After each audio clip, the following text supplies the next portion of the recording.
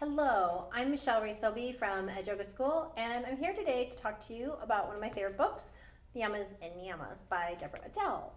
This is such a great book that I actually have this as one of our required readings for our 200-hour yoga teacher training. And the reason I chose this book when there's so many amazing books out there to choose is I think it does a nice job of helping the yogi navigate the water of social graces.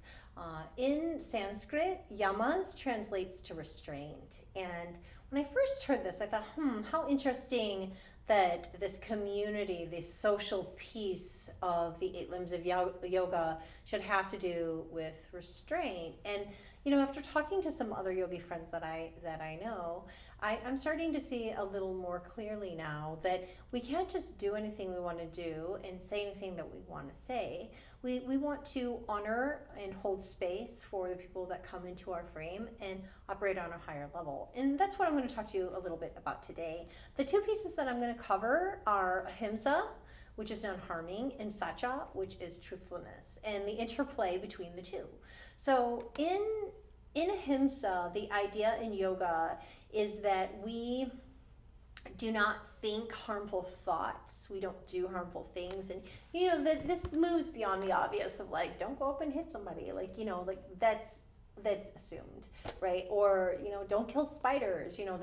That's also another take on it. But I think the bigger piece of it for me would be, the thoughts we think about people, like, oh my gosh, did you see what she was wearing? Or even saying things like that, any sort of gossip or any kind of lower vibrational conversation all violates ahimsa. And the problem with that is it drops our vibrational frequency. And for those of you that vibe with manifestation and the law of attraction or the secret or any of these teachings that, every couple of years becomes like a craze and then people sort of forget about them again, there's a reason. And these teachings are actually very old. From a religious point of view, it seems as though every religion touches on these ideas. So whether or not this idea, you vibe with this in this particular book, but I bet you somewhere out there's a book that's basically saying nonviolence, right? Ahimsa. So ahimsa gets a little tricky when we come into its partner satya, which is truthfulness. And when we want to be honest and tell the truth. And I know personally through the years, I've always taken great pride in the fact that I was honest, forthcoming.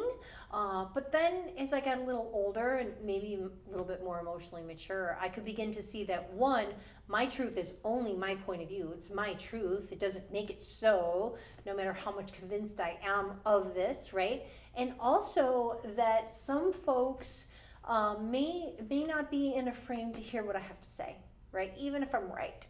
Even if we're right, that doesn't necessarily mean that we want to charge right in with our book of assessments and share that with other people, because that can violate ahimsa. So these can be really helpful teachings for a yogi practitioner in that if you're really torn on what to do and you're not sure, and it's somewhere between, geez, do I honor ahimsa with nonviolence? Do I honor satya with truthfulness? What do I do? Then we know that ahimsa comes above satya.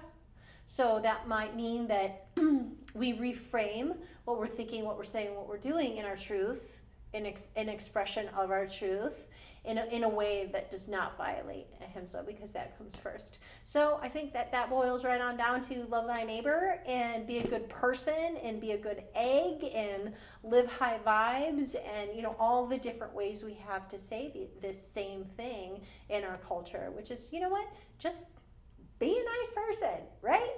Think nice thoughts and great things will come your way.